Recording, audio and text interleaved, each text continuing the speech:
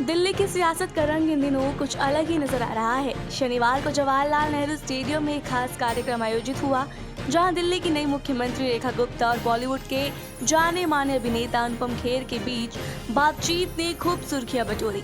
मौका था दिल्ली में बीजेपी सरकार के 100 दिन पूरे होने का, और मंच पर जब अनुपम खेर ने रेखा गुप्ता का इंटरव्यू लिया तो हंसी और राजनीति का तड़का एक साथ देखने को मिला।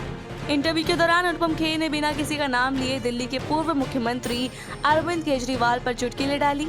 मौका देखकर उन्होंने सीधा कहा, आप इतनी देर से बोल रही हैं, मगर एक बार भी खांसी नहीं आई और ना ही यहाँ बैठे 2000 लोग खांसे हैं। पहले तो लोगों को खांसी की आदत पड़ गई थी। इस कमेंट पर मंच पर मौजूद भी सभी लोग हंस पड़े और सोशल मीडिया पर भी इस लाइन की खूब चर्चा होने लगी। रेखा गुप्ता भी इस हल्के फुल्के अंदाज में आई, इस कटाक्ष पर मुस्कुराई, लेकिन उन्होंने अपने जवाबों में पूरी गंभीरता से अपनी सरकार के 100 दिन की उपलब्धियां गिना दी है। उन्होंने कहा है कि दिल्ली की जनता ने 10 साल तक उम्मीद लगाई, लेकिन अब उनका विश्वास टूट चुका था। लोगों ने पहले जिस आंदोलन को समर्थन दिया, उसके नेता सत्ता के भूखे निकले। वो कहते थे हम सत्ता नहीं चाहते, लेकिन जैसे एक राज्य मिला दूसरे की ओर दौड़ पड़े।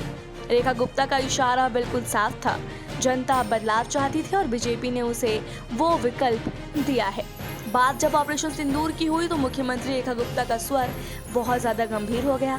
उन्होंने कहा, ये नया भारत है, अब आतंकवाद बर्दाश्त नहीं होगा, हर वार का जवाब सटीक और निर्णायक होगा।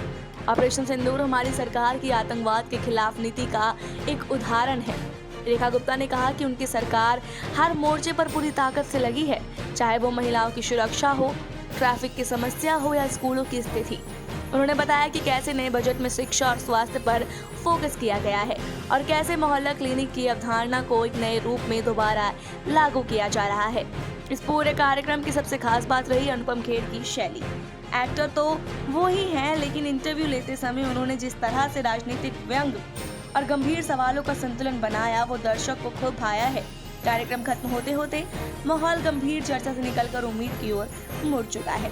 जनता को लगा कि शायद अब वाकई में दिल्ली को एक नई दिशा मिल सकती है, और jab मंच से रेखा गुप्ता ने हाथ हिलाकर विदा ली तो तालियों की गूंज में ये साफ था कि उनके 100 दिन की रिपोर्ट कार्ड को जनता ने कम से कम फिलहाल पास कर दिया है। अब ये देखना है कि अगले 100 दिन में दिल्ली और क्या क्या नया देखेगी। बाकी आपको क्या लगता है, कमेंट बॉक्स में जरूर बताएं। ऐसी और वीडियोस के लिए देखते रहिए सौगंध टीवी।